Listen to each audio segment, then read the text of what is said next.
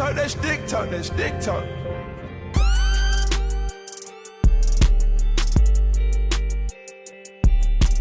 We be talking stick talk. We be talking stick talk.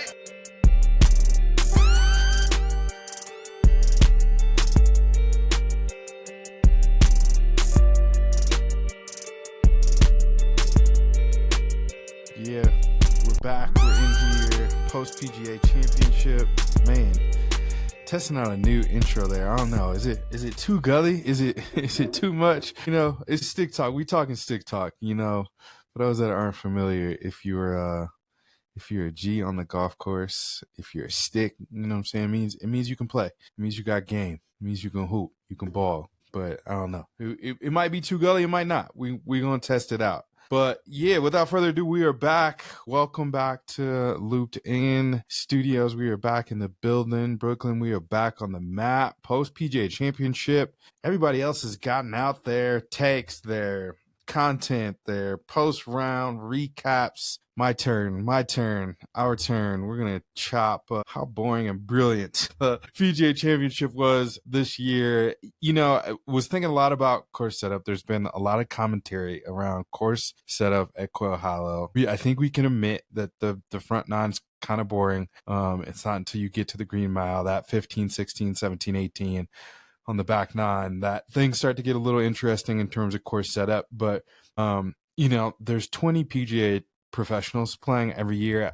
I just don't think if they made the rough thicker, greens quicker, you know, the week's just going to play totally different. And while we like to see, I think sometimes as golf fans, a bit of a bloodbath, a bit more of a difficult course setup, I just don't think they can do it with the current sort of setup from a tournament standpoint. I know, Dan Rappaport and a few other folks have made commentary takes on, is 20 PGA professionals too many?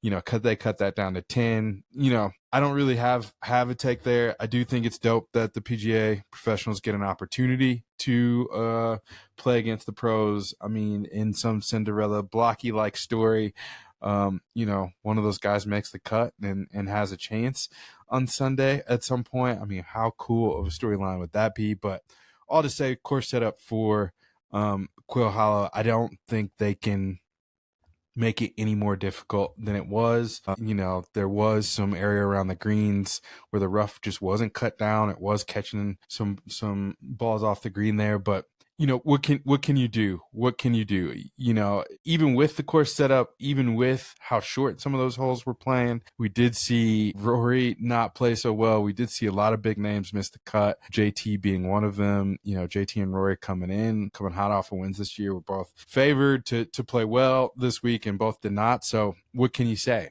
That, you know, course setup only matters so much. But Scotty, the boring and brilliant of Scotty Scheffler, he's done it again. You know, after the first couple of days of what was a very sort of boring leaderboard after Thursday, everybody was freaking out. Oh my gosh, how boring is this leaderboard? Even into Friday, it was just like, you know, is it going to be a random up there? Are we going to have to do some backstory on whoever is going to be at the top of the leaderboard? You know, Vegas was up there going into Saturday. There was some familiarity with him, but obviously he wasn't able to stick around. But, you know, Scotty did play with his B game for most of the week. I mean, Thursday and Friday, the obvious mud ball situation between him and Xander on Thursday was absurd. You know, both go left into the water there and both complaining about mud balls after. But, you know, Scotty didn't have his best game with him this week and still was able to pull away. He did say on Saturday something just clicked down the back nine, and, you know, he was able to be a few strokes in the lead going into Sunday. And then even Sunday on the front nine, he played rough. He was pulling his drives left. He was asking his caddy,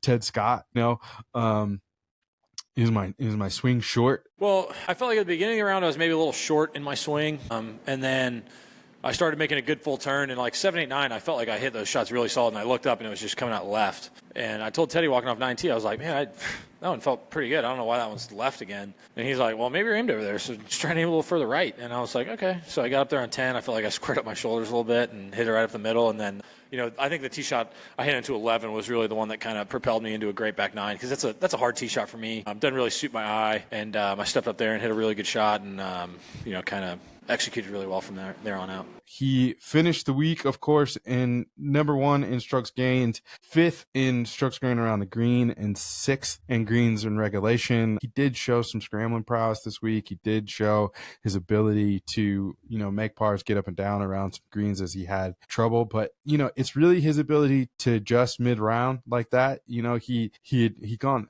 2 over, I think, on Sunday on the front nine, was not playing that great, and just the ability to stay in it, right? Like, there's no swirling like most of us mid-digit to even, I would say, low-digit amateurs, or even, the Rahms of the world. Max Homa on Saturday started, he hit that one in the water, and from there he struggled to stay in. I think Scotty just has this amazing ability, primarily probably because of his talent, but also because he's just so mentally sound. And it's talked about quite a bit. I think a lot of people, including on the golf podcast, as my boy Damon was calling out yesterday when we were chatting about it, he was just like, man, I could not take it any longer in terms of just like how much the announcers are just, after Scotty. Oh my God. Like, he's so amazing. And there's definitely some glazing going, but you can't deny the dude's won, 16 times now. He's got his 3rd major, 2 Masters, 1 PGA Championship, and is surely favored now to be in flight for the Grand Slam. A take that I really haven't seen is, it would be interesting to see if Live Golf wouldn't have happened, and if the Brysons of the world were still on tour, if even Brooks, Brooks did get another major a couple years ago, just where Scotty would sit right now if he had to play against these guys every week. The only person that's really been able to sort of buck with him, if you would, has been Rory. Obviously Xander, Bryson's gotten, his fair share of majors over the last couple of years and been in the mix, it seems like, for every major. So it would be interesting to see how much better Scotty would be playing without with the live guys here, at least the top live guys. There's a bunch of guys on the bottom of that list. I don't think Phil's going to make a difference in there, but Joaquin, Bryson, I think Brooks, DJ, maybe not, but it would be interesting to see if Scotty was playing against some of that talent a bit more, how he would fare. But, he's just so consistent. It's what I would call boring and brilliant golf. He has an amazing ability to bounce back after he makes a mistake. I mean, prime example after he hits the mud ball in the water, double bogeys in round 1, and still is able to hold the tee because both Rory and Xander also double bogeyed that whole. How crazy that he holds the tee box in round 1. But yeah, his ability to bounce back from that again was amazing, and I think he went on to birdie the next hole. So he has an amazing bounce back percentage. I don't have it right in front of me, but you can look it up. He has this ability to make a mistake, make a bogey, make a double bogey, and then be able to birdie the next hole. And something to learn for us mere mortals that just try to stay in it. We can get pretty frustrated out there. Actually, he did. I don't think he birdied after the double bogey on 16 on day 1. He did go par, but he did remark after the round that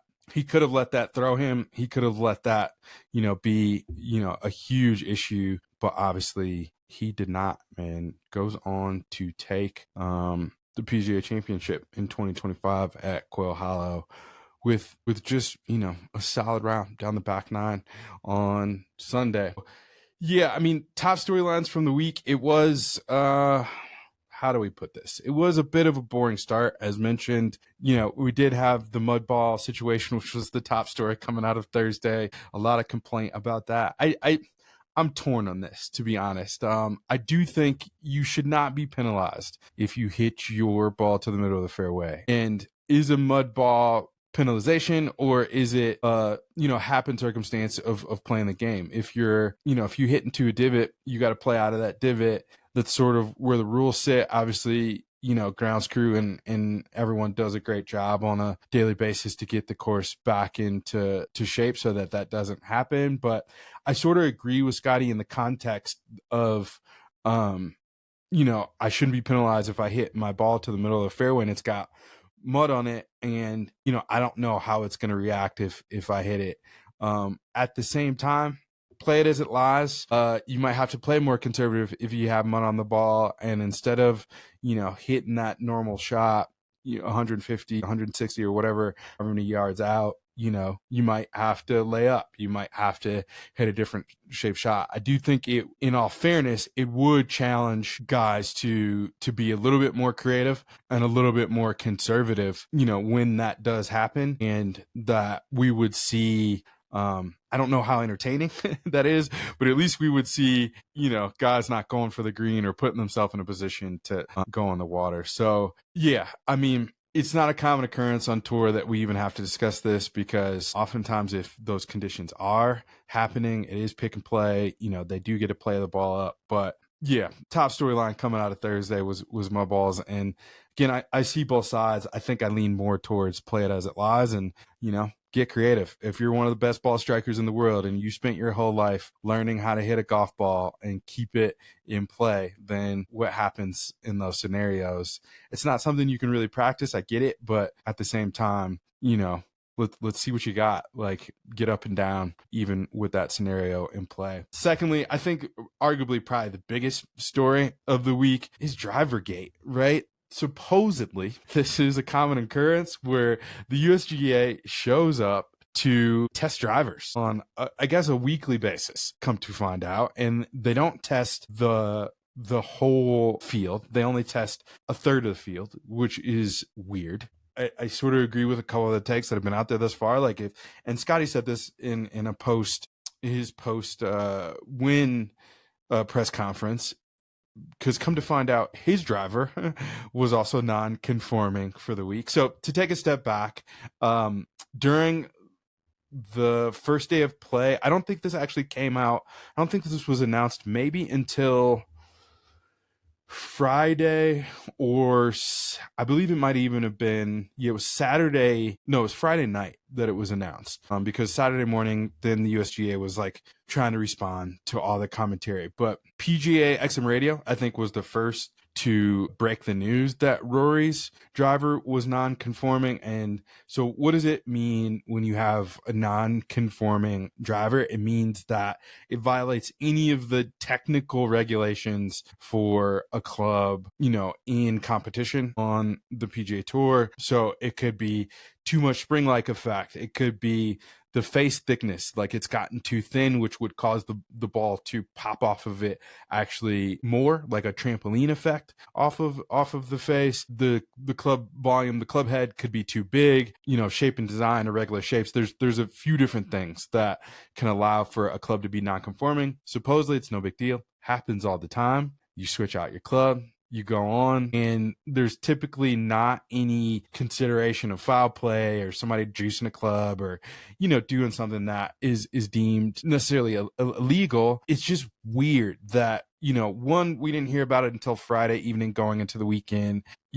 Rory could not hit a fairway on Thursday, Friday, Saturday, or Sunday. I think he only hit 46% of fairways and was tied for 68th out of those, almost dead last out of those that made the cut and driving accuracy for the week. So, as much of a non-story as it is, I'm sure the betting markets would have liked to know that before the week. There was a lot of hype of Rory going into the week, obviously coming off of his major win at the Masters. He's going to be freed up. He's going to, be able to just play with such freedom in his game and in his swing because, he's accomplished his lifelong goal. And come to find out, he had a non-conforming driver, had to get his new one brought in immediately, and, couldn't hit a fairway all week. Supposedly, he did have the same specs. It wasn't the same driver, but did have the same specs that he had at Augusta.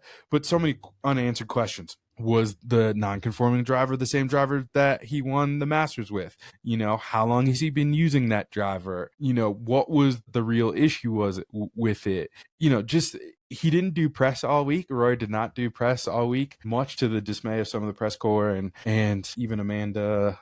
I'm gonna butcher her last name, so I'm not gonna do it. But even Amanda threw a little bit of shade on Sunday. So yeah, I mean, Rory obviously didn't play great. Shot 74 on Thursday to open the round. His driver is out of play, and then he doesn't do press all week. It's just odd. And agree with Scotty's take on, there just needs to be more uniformity. There needs to be more communication. They need to standardize the process. Every other major sports league has a process in place for these sort of things, even down to, USA Track and Field. Like, you cannot remember when Super Shoes came out of nowhere and it was like carbon and these crazy stack heights? Like, they set parameters in place that said, manufacturers have to operate by these specific parameters in order for a shoe to be street legal. And, come to find out, news this week, like, this happens all the time, and guys have drivers that are non-conforming all the time, and they just switch them out and go on about their business. But it's just a little odd. And again, as much of a non-story as it is, it obviously can affect player performance. It surely seems like it affected Rory's performance for the week. And then the USGA just did a horrible job of trying to get ahead of it. Kerry Haig from, he's chief championships officer, chief tournament officer of the PGA of America, did have, a statement this week.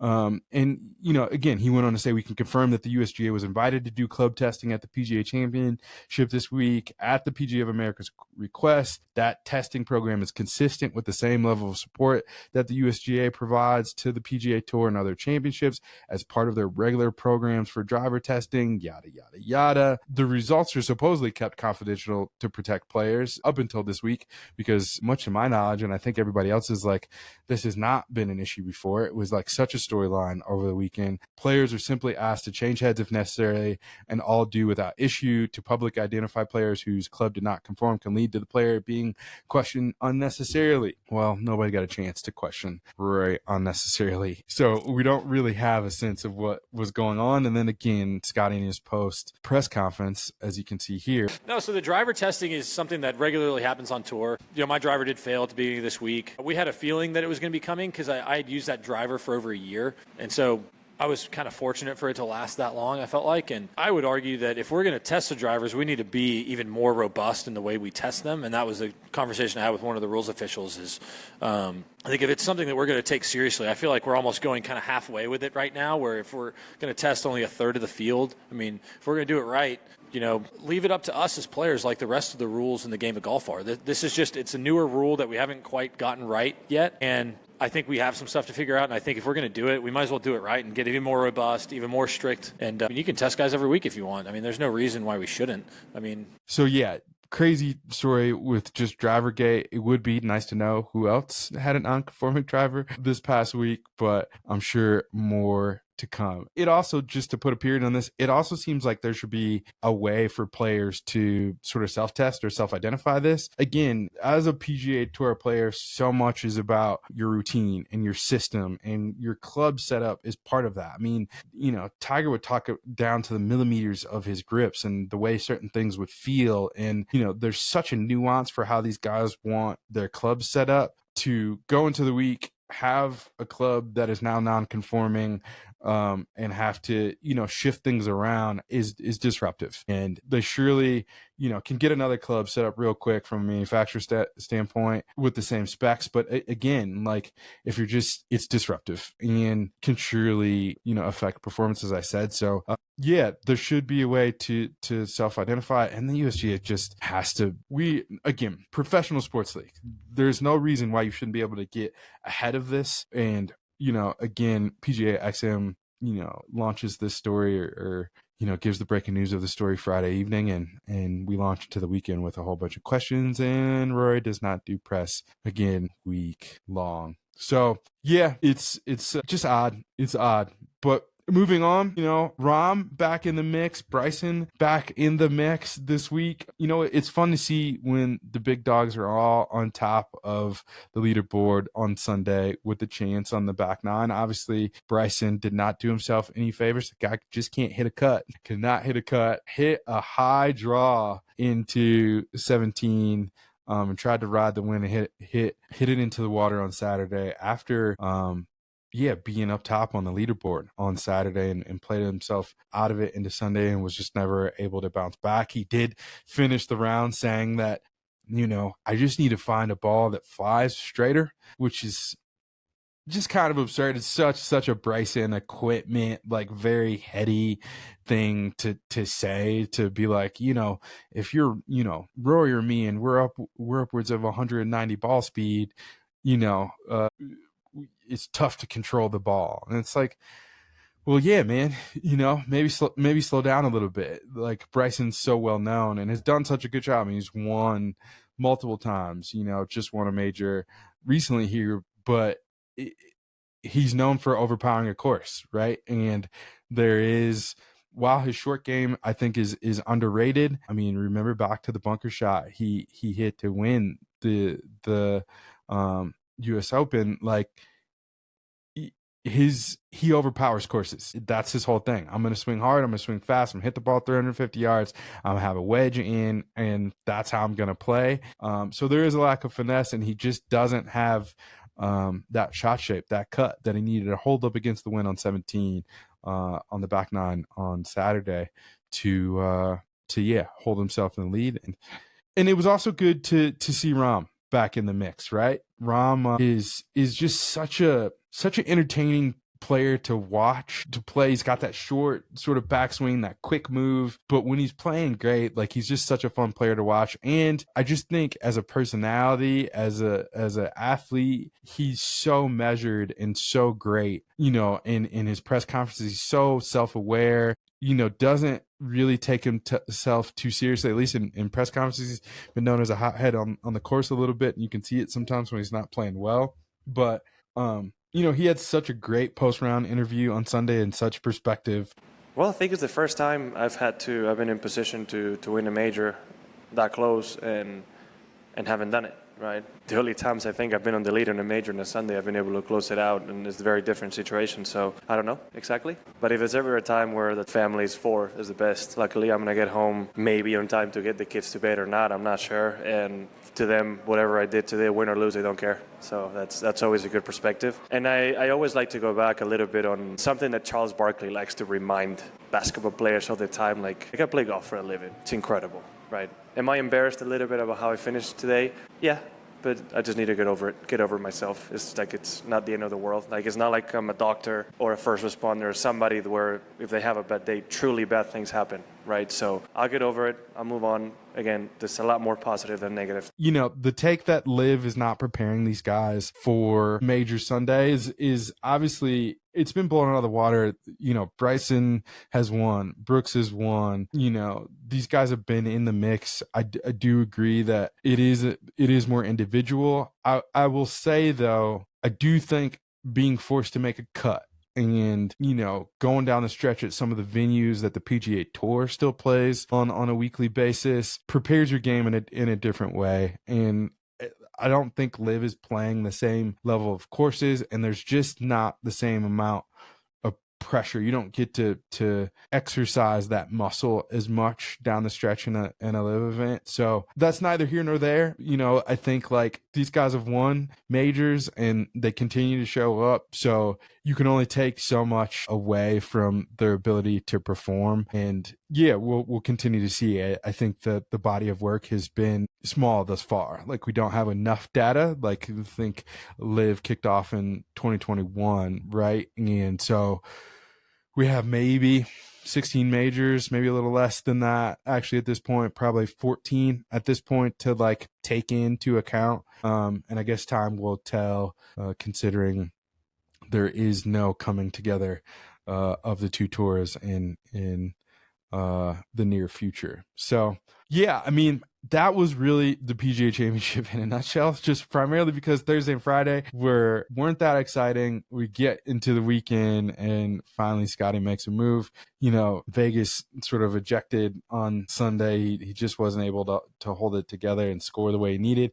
It's really pulling for Max Homa. He had an amazing round on Saturday and just was not able to hold it together. He just, I was wondering if he could hold it together down the stretch or to kick off the day, especially playing with Scotty on Saturday, that he would have had a chance. And, he was in there for a second, but just was not able to score. But I do think, we've seen some positive signs from Max. He's had a lot of change over the last couple of years. Doesn't have the same caddy, new apparel sponsor. Shout out to Lululemon, and then a new club sponsor too. And obviously sounds like he's going through his fair share of swing thoughts and changes and trying to kind of get back to just who he is. And again, was started off 1 over, through 7, was sort of still in the mix on Saturday, birdied 8, and then gave that right back on 9, and then the double bogey on 11 just took him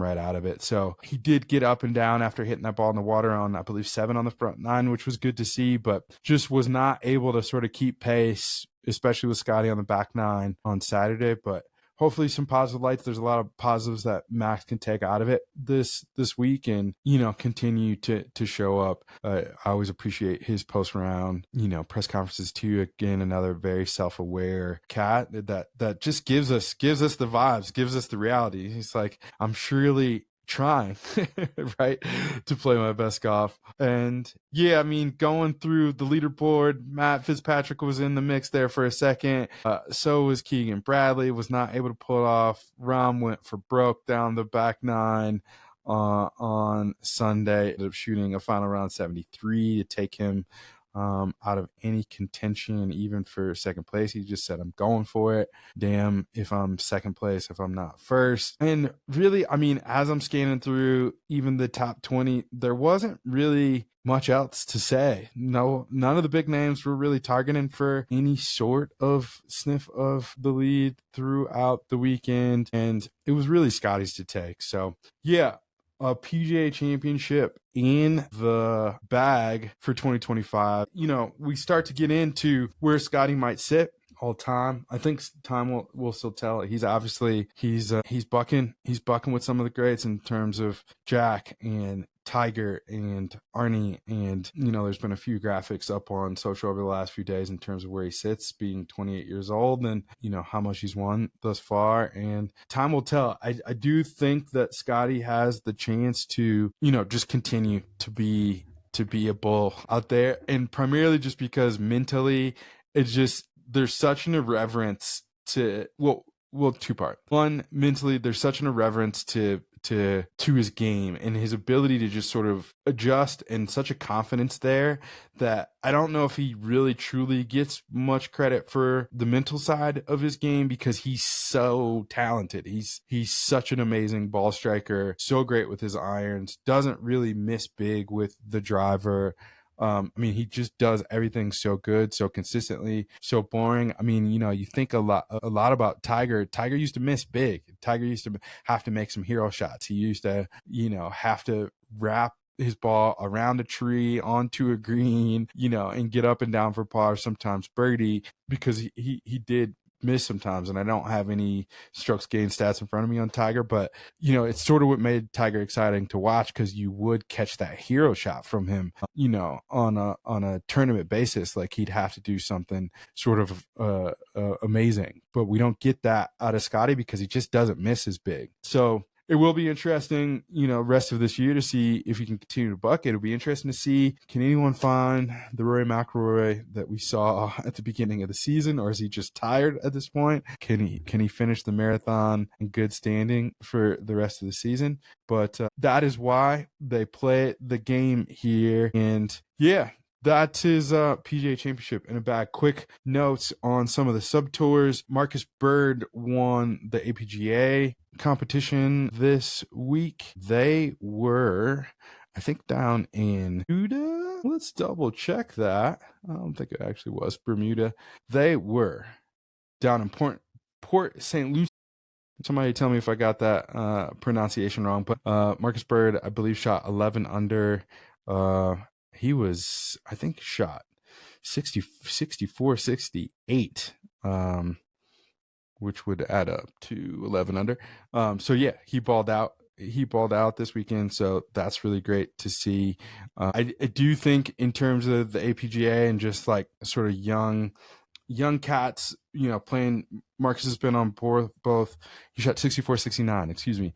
Marcus has been a little bit on the Corn Ferry this year. He's been playing some of the sub tours. I think he was down in Mexico playing a little bit too. He just seems to be the most consistent and have the most just skill and talent level. And so pulling for him that eventually he can get his tour card and that we might see him on tour. Another sort of another looped in favorite is Willie Mack. Willie Mack finished tied for 6-7 under. So yeah, if you get a chance, check out the APGA's Instagram. I'll put it in the show notes here. But Marcus Burt comes out with a win there. And you know what? That's really it for this week. We launch into sort of the heart of the PGA season right now. And this week, players are back down in Fort Worth for the Charles Schwab Challenge. And then we have the famous Memorial the end of this month and the RBC Canadian Open beginning of June. And then I think we launch into the US Open the second week of June. So we are in the heart of the season. And yeah, what a time. It's been a great start to the season. A lot of dramatics, a lot of history's been made. Got the big dogs winning again. And yeah, golf, what an exciting time. I mean, just because we do pay attention, I do pay attention, golf participation is at an all-time high again over this last year, according to the National Golf Federation. Golf style too. Nike's ad, best player in the world, ? Guilty, was amazing to see with them, sort of coming with the strong Wyden Kennedy top tier marketing vibes for Scotty. The Ame releases have looked great. The nod to the Jordan 11s with Ame's FootJoy release, Buscemi's FootJoy release. I mean, I was just, again, sharing another random brand that I found on Instagram this afternoon with my boy Damon. It just seems like golf is in an amazing place right now. There's a lot of great energy around it. And yeah, that's why we're here. Is Looped In was really created because I did not see, and I don't see, I'm a degenerate, Sunday after the tournament, my girlfriend just gets home from a work trip and we're sitting on the couch and I'm trying to watch the recap, all the post round news conferences, press conferences, and she's like, "You've already seen all this." I know. And I'm like, "I know, but you got to watch. You watch the golf and then you watch the meetings about the golf." It's like almost when you work in corporate America and you have to have a meeting about the meeting and then you have to have a debrief about the meeting. But yeah, I don't see anybody that really looks like me covering the game of golf. Both of them, what's happening on course and a lot of even what's going on off course from like an equipment perspective or a technology perspective. And so that's really the goal with Looped In, is to really be able to cover the game, have a perspective, but also, yeah, kind of cover the community and cultural nuance that's happening off the course and the wave that is among us right now, because the vibes and the wave is strong. So yeah, stay tuned. We'll have some interviews with, brand leaders and founders of brands coming up. Hopefully get some folks from a couple of the OEMs, meeting a couple of the equipment providers on too, to chop game about equipment. I want to start talking about some of the tech and data in golf too, thinking Foresight launch monitors and TrackMan and Rapsodo and all the things. So more to come. This week is short and sweet, and thanks for tuning in wherever you are. Looking forward to a good week down at the Charles Schwab Challenge and being in the heart of the PGA Tour this week. We'll continue to report on all the tours and be a good, hopefully, source of news, inspiration, vibes, good times. Thanks for tuning in, and we'll see you soon. Peace.